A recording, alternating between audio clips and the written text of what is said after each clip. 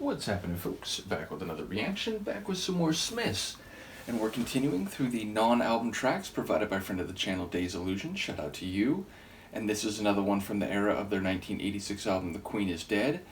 And that is Ask, which is listed in the metadata, intriguingly, as a non-album single A-side edit. So my expectation based on that is that this was the lead track from a non-album single, but the usage of the word edit makes me wonder if this is a radio or otherwise altered version, and maybe there's a longer version out there, but nevertheless, it's a single word title. Those are tough to get a read on without more context. I would just say it's a verb, no indication of which direction the verb is pointed, so to speak, but the character of the verb is quite clear, which is to say the use of a question in an attempt to retrieve or receive information. Of course, you can ask rhetorical questions, which are not actually meant to be answered and are more about the information or perspective that you're suggesting. So obviously there's a lot left up to the imagination. I'll see what I can catch on a first listen. This is the Smiths. The track is Ask, and it's a non-album A-side edit from the era of their 1986 album, The Queen is Dead.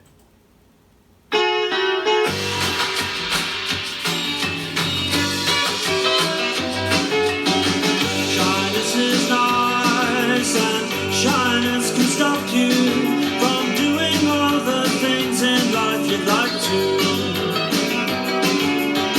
Shyness is nice, and shyness can stop you from doing all the things in life you'd like to. So if there's something you'd like to try, if there's something you'd like to try, ask me, I won't say no, how could I?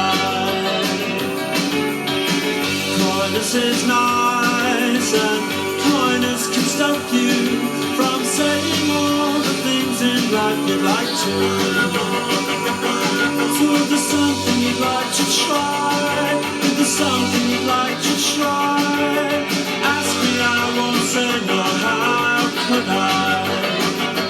Spending warm summer days indoors, writing frightening verse to a book, to a girl in the Luxembourg. Ask me, ask me, ask me, ask me, ask me, ask me, because if it's not love, then it's the bomb, the bomb, the bomb, the bomb, the bomb, the bomb, the bomb that will bring us together.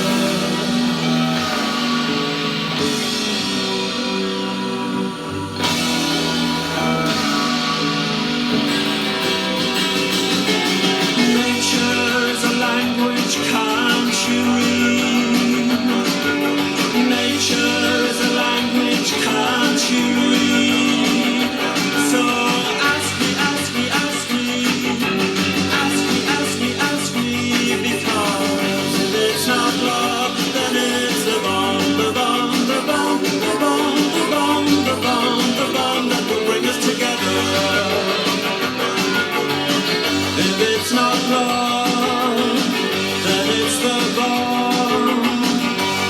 the bomb that will bring us together.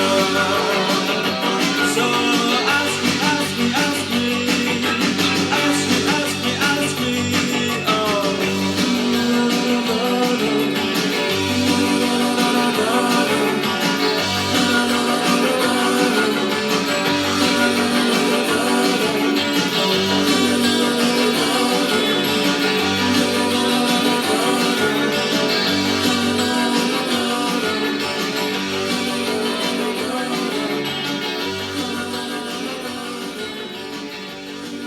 I love that one. That's great.